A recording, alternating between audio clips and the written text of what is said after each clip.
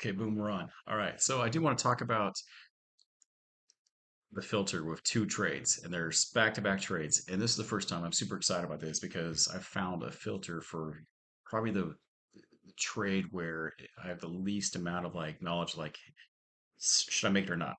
Because my trading program is we get seven, sometimes 8 out of 10 right. Okay, but problem is, out of 10 trades, there's two or three times in those 10 that you can lose, so, which is not very much fun.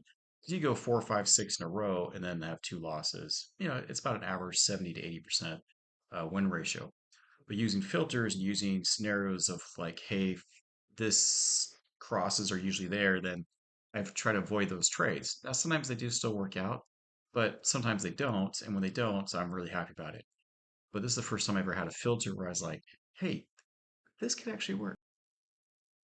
Okay, so let's dive right into this. I'm going to show you the charts, and in it, I'm going to show you two different trades and where this filter worked out. And this is an amazing filter because I've been looking for a filter for a long time.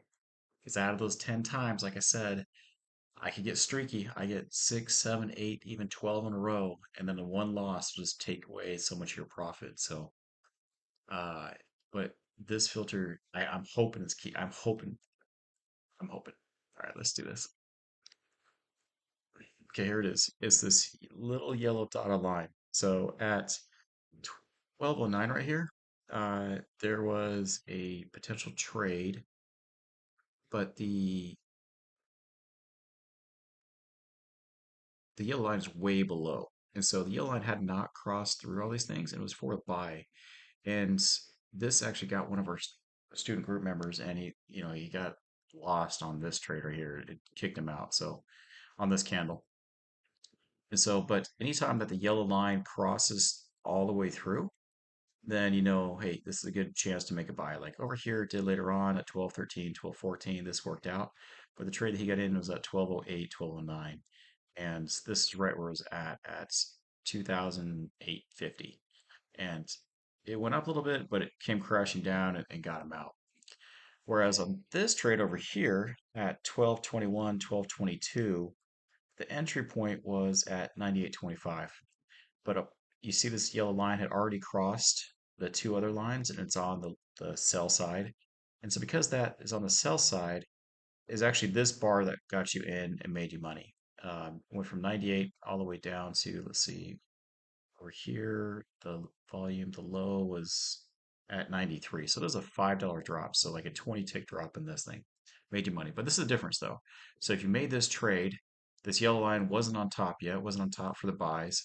But the opposite is like, hey, this yellow line crossed through the lines, it's on the bottom side, and it's good for the sells. And literally, I watched this in live time where on one side, you had a loss of 40 ticks. On the other side, you had a win of 400 bucks. So this is huge because under normal circumstances, I would have taken that same trade, the same loss, same losing trade.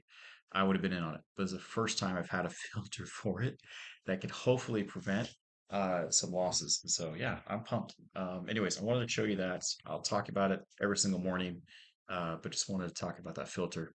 Come join me on C3 Algo. I'll tell you the settings on Tradeovate that those lines are at. So, anyways, see y'all next time.